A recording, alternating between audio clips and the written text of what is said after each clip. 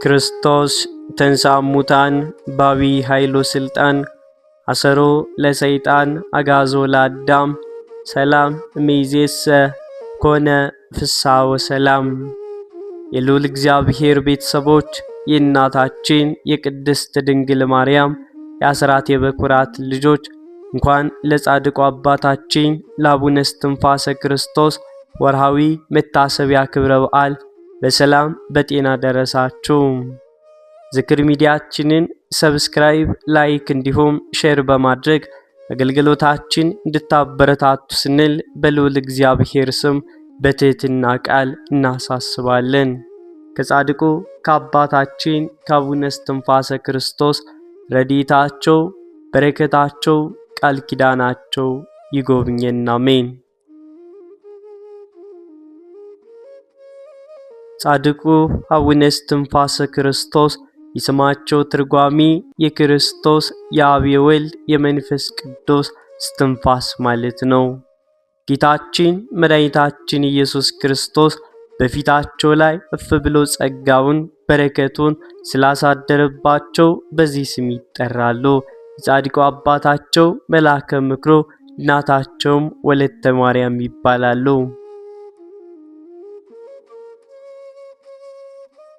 የትውልድ ቦታቸው በሰሜን ወሎ ሀገረ ስብከት ዳውንት አወነ አባይ የተባለ ሀገር ነው። የተጸነሱት ሚያዝያ 8 የተወለዱት ደግሞ ታኅሳስ 8 ቀን ነው። በተወለዱበት በእግራቸው ቆመው 3 ጊዜ ስብሐት ለአብ፣ ስብሐት ለወልድ፣ ስብሐት ለመንፈስ ቅዱስ በማለት እግዚአብሔርን አመስግነዋል።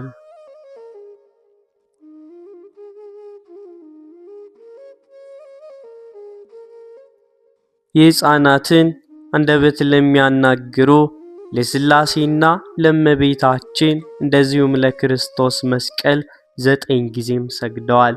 በልጅነታቸው እመቤታችን ቅድስት ድንግል ማርያም ትገለጽላቸውም ነበር። ያደጉበትም የእግዚአብሔር መልአክ ቅዱስ ሚካኤልም እየጠበቃቸው እየተራዳቸውም ጭምር ነው።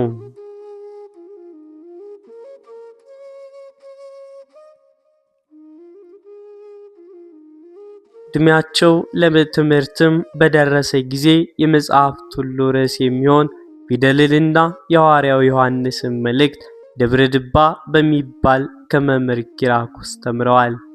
የሐዋርያት ሥራ፣ የቅዱስ ጳውሎስን መልእክት፣ መዝሙረ ዳዊትን እንዲሁም ትርጓሜ መጻሕፍትን ተምረዋል።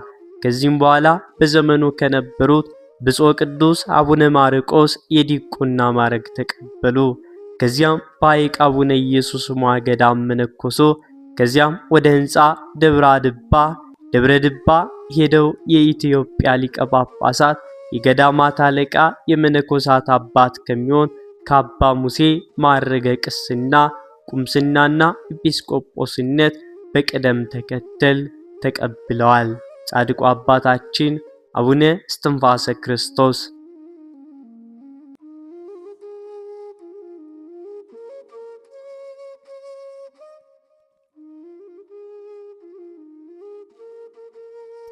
አቡነ እስትንፋሰ ክርስቶስ አብይ ጾምን 40 ሌሊትና 40 ቀን እህሏም ሳይቀምሱ ይጾሙም ነበር። እግሮቻቸው እስኪያብጡም ድረስ ቆመው ይጸልዩ ነበር። ለሽፋሽፍቶቻቸውም እረፍትን አይሰጧቸውም ነበር።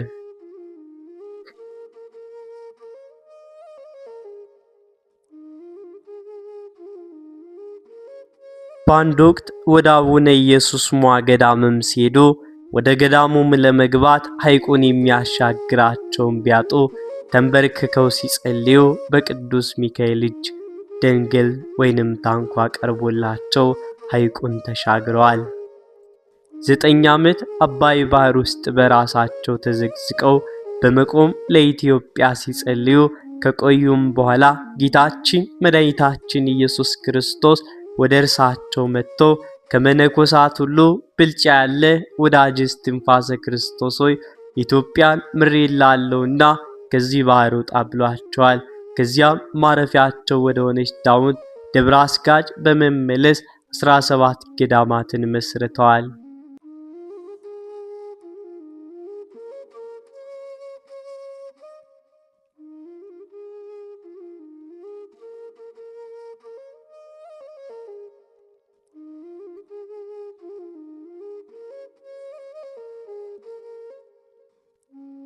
ወደ ደብረ ዳሞ በሄዱም ጊዜ በትምህርተ መስቀል አማትበው ያለ ገመድ ከደብረ ዳሞ ተራራ ላይ በመውጣት ከአቡነ አረጋዊ ጋር ከተሰወረበት ቦታ መጥተው ተገናኝተዋል።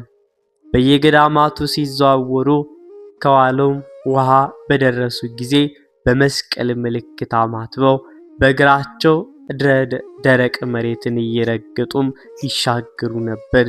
ይህም የእግዚአብሔር ታምራት በእርሳቸው ላይ ተገልጦ ነበር። 5 አንበሶችና 5 ነብሮች ይከተሏቸው ነበር።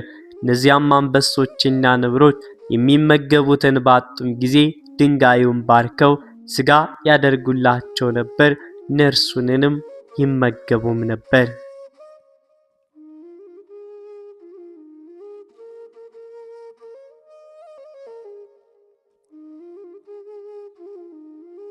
የትግራይን አድባራትና ገዳማት ለመጎብኘት ወደ ቅዱስ ያሬድ ደብር ሲደርሱ እመቤታችን ከቅዱስ ያሬድ ከብሔረ ሕያዋን መጥቶ እና ከልጇ ጋር ወደ እርሷ መታ ብዙ ታምራትን አድርጋላቸዋለች።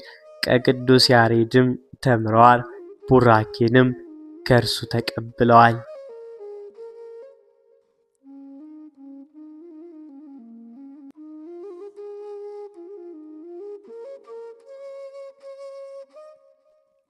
የጻድቁ የረፍት ቀንም በደረሰ ጊዜ እንደ ነጋሪት ቃልና እንደ ነጎድጓድ ያለ ድምጽ ከሰማይ ተሰማ። እንደ ፀሐይና እንደ ጨረቃ እንደ ከዋክብት የሚያበሩ የተለያዩ መብራቶችም ታዩ። መሬትም 4 ጊዜ ተንቀጠቀጠች። ተራሮችና ኮረብቶችም እጅግ ተነዋወጡ። ነፍሳቸው ከስጋቸው በምትለይበትም ሰዓት እንደ መብረቅ የሚጮህ ታላቅ ድምጽ ከሰማይ ተሰማ።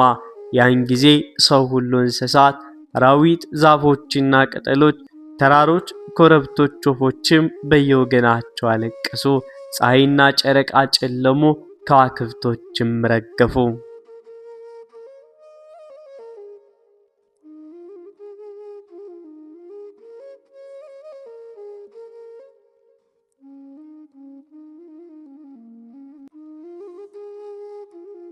ወልድ መንፈስ ቅዱስ በታላቅ ግርማ በአንድነትና በሶስትነት እየተመሰገኑ መጡ። ኪሩቤል ሱራፌል ከነማዕጠንታቸው 99ኙ ነገደ መላእክት፣ 12ቱ ሐዋርያት፣ 15ቱ ነቢያት ሰማዕታት ከቅዱስ እስጢፋኖስ እስከ ተፍጻሜተ ሰማዕት ሊቀ ጳጳሳት ቅዱስ ጴጥሮስ ድረስ ያሉትም ቅዱሳን መነኮሳት ከአባታቸው ከእንጦንስ ጋር መጡ።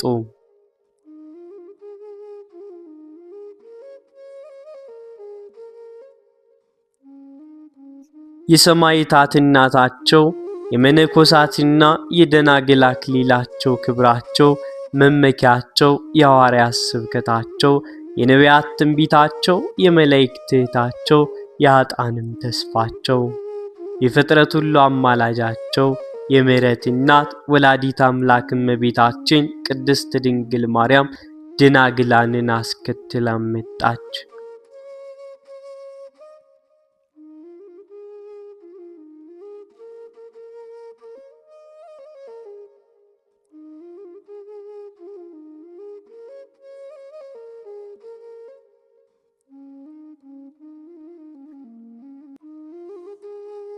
ጻድቁ አባታችን ከጌታችን ከመድኃኒታችን ኢየሱስ ክርስቶስ ቃል ኪዳን ከተቀበሉም በኋላ ለዚህ ክብር ያበቃቸውን እግዚአብሔርን አመስግነው በሰላም አረፉ።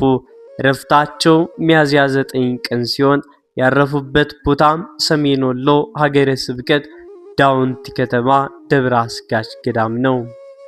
አቡነ እስትንፋሰ ክርስቶስ ከጌታችን ከመድኃኒታችን ከኢየሱስ ክርስቶስ ከተቀበሉት ቃል ኪዳንም እነሆ በጥቂቱ እናድምጥ።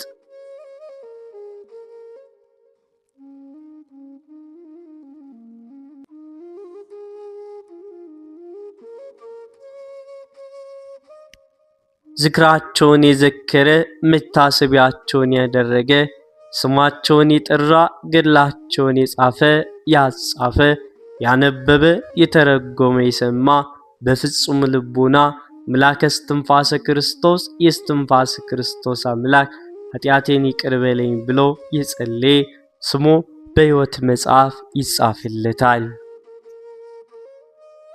ለቤተ ክርስቲያናቸው መባ ስንዴ፣ ዘይትን፣ ዕጣንን፣ ጧፍን የሰጡ ኃጢአታቸው ይደመሰስላቸዋል፣ በገነት በመንግሥተ ሰማያት በደስታም ይኖራሉ።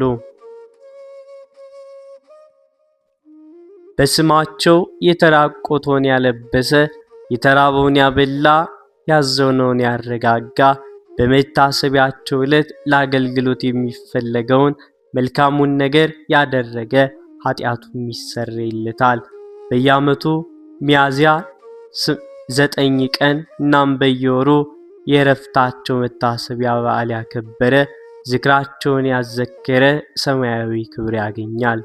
በስማቸውም የጽዋ ማህበር የሚጠጡ ሰዎች ቢኖሩ በመካከላቸው የጻድቁ አምላክም ይገኛል።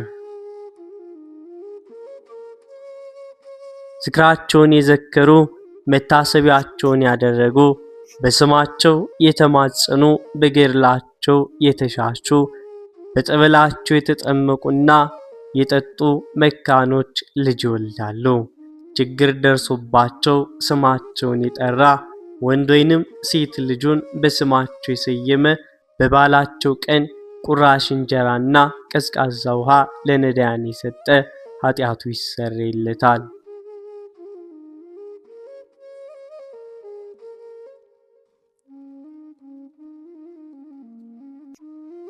ጻድቁ በሕይወተ ሥጋ እያሉ ካደረጓቸው ታምራቶች መካከል በከፊሉ ከደቀ መዛሙርታቸው ከልብሰ ክርስቶስ ጋር በጎዳናም ሲሄዱ የደረቀ የሰው አጥንት አግኝተው ፈጽሞ ወደ እግዚአብሔር ሲለምኑ ያን ጊዜ በጸሎታቸው ኃይል ያ የሞተውና የደረቀው አጥንት ነፍስ ዘርቶ ከሙታን ተለይቶም ተነስቷል።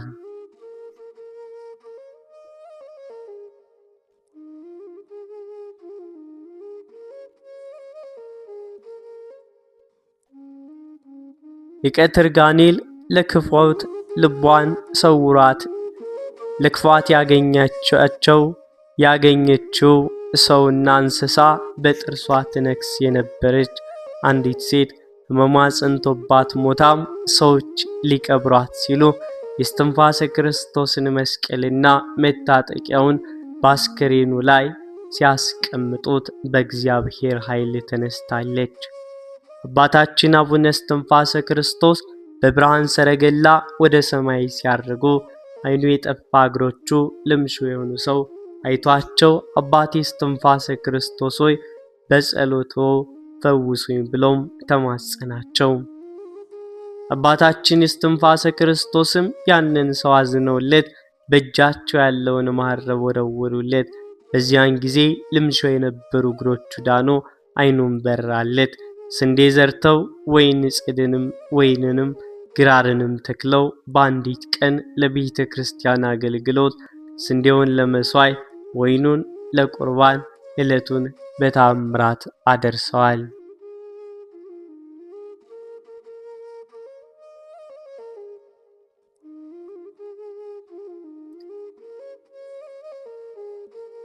በልጃቸው አይነ ስውር መሆን ተጨንቀው የነበሩ አንዲት እናት እስትንፋሰ ክርስቶስ ልጃቸውን ቢፈውሱላቸው እንደሚመነኩሱ ስለተስለው ጸበሉን ሲያጠምቁት የልጃቸው አይን በራለት። ሆኖም ግን ተስለው የነበረው ምንኩስና እንዳያደርጉ ዘመዶቻቸው ስለከለከላቸው ልጃቸው ተመልሶም አይነ ስውር ሆኗል። ወለተ ማርያምም የተባሉ እናት ትዳር መስርተው ለ12 ዓመታት ልጅ ሳይወልዱም ሲኖሩ የጻድቁን ገድል አዝለው በስማቸው ስም ቢማጸኑ ልጅ ለመውለድ በቅተዋል። ሊበተን የነበረው ትዳራቸው ተቀንቶላቸዋል። ከዚህም ባሻገር በጻድቁ አማላጅነት ከጡት ካንሰር በሽታ እንደተፈወሱ ጤንነታቸው እንደተመለሰላቸው እነዚህ እናት ምስክርነት ሰጥተዋል። ጻድቁ አቡነ እስትንፋሰ ክርስቶስን በዓል ይዘክሩ የነበሩ ሰዎች ላም አካለ ጎደሎ ጥጃ ትወልዳለች፣ ከቤተሰቡ መካከል በእምነቷ ጠንካራ የነበረችው እህታቸው ጥጃዋን በእስትንፋሰ ክርስቶስ ገድል ብታሻት በእግሯ ቆማ ሄዳለች። የእናቷ ጡት ተንቀሳቃሽ ለመጥባትም ትችላለች። ለ5 ዓመታት ሆዷ አብጦ የነበረ አንድ ዲያቆን የጻድቁ ገድል የተደገመበትን ጸበል ሲጠጣ ከሕመሙ ተፈውሷል። በአቡነ እስትንፋሰ ክርስቶስ ስም እየተማጸኑ በገድላቸው በመጸለይና ሰውነታቸውን በማሻሸት እንደዚሁም በገዳማቸው በሚገኘው በጸበላቸው በመጠመቅ በእምነታቸው በመቀባት ብዙ ምዕመናን አሁንም ከሕመማቸው እየተፈወሱ ናቸው።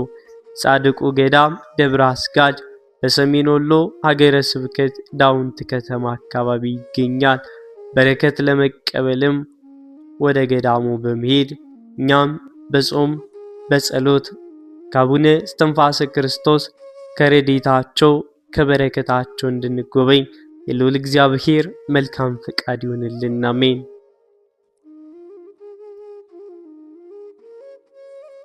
ሚያዝያ 9 በዚች ቀን የከበረ ቀሲስ ዞሲማስ አረፈ። ይህም ጻድቅ ከፍልስጤም ሰዎች ወገን ነው። ወላጆቹም ደጋጎች ክርስቲያኖች ናቸው። ይህንን ጻድቅ በወለዱት ጊዜ 5 ዓመት አሳደጉት። ከዚያም የቤተ ክርስቲያን ትምህርትን የሃይማኖትን ምስጢር ሕግንና ሥርዓትንም እያስተማረ ሊያሳድገው ለአንድ ሽማግሌ መምህር ሰጡት። ያ ሽማግሌም ተቀብሎ ልጁም አደረገው። ትምህርቱን ሁሉ አምላካዊ ጥበብ ሃይማኖትን አስተምሮ አመነኮሰው፣ ዲቁናንም አሾመው።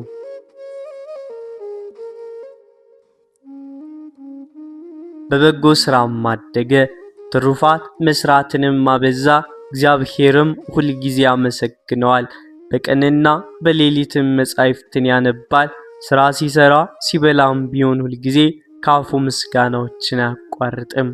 በዚያም ገዳም 45 ዓመት በተፈጸመለት ጊዜ ቅስና ተሾመ። ተጋድሎንም ጨመረ። ከዚያም በኋላ እየተጋደለና አገልግሎት በመጨመር በቅስና ሹመት 13 ዓመት ሲሆነው በዘመኑ ካሉ ተጋዳዮች ሁሉ እርሱ በገድሉ ከፍ ከፍ እንዳለ ተቃራኒ ጠላት ዲያብሎስ ክፉ ሐሳብ እንዳሳደረበት በልቡም ከበጎ ሥራ እኔ ያልሰራሁት የቀረኛል እያለ ይኩራራም ጀመር። ነገር ግን የክብር ባለቤት ጌታችን ኢየሱስ ክርስቶስ አልተውም። መልአኩን ልኮ በዮርዳኖስ ወንዝ አቅራቢያ ወዳለ ገዳም ይሄድ ዘንድ እንጂ። ያን ጊዜም ተነስቶ ሄዶ ወደዚያ ገዳም ደረሰ። በገድላቸው ፍጹማን የሆኑ እውነተኞች አረጋውያንን አገኘ። እርሱ ከእርሳቸው እንደሚያንስ በዚያም አወቀ። እርሱ በዓለም ውስጥ ነው የኖሩ፣ ስለዚህ ከእነርሱም ይሻላሉ። በዚያ ገዳም ከእሳቸው ጋር የኖረ ብዙ ዘመናት አብሯቸውም ሲጋደል ኖረ።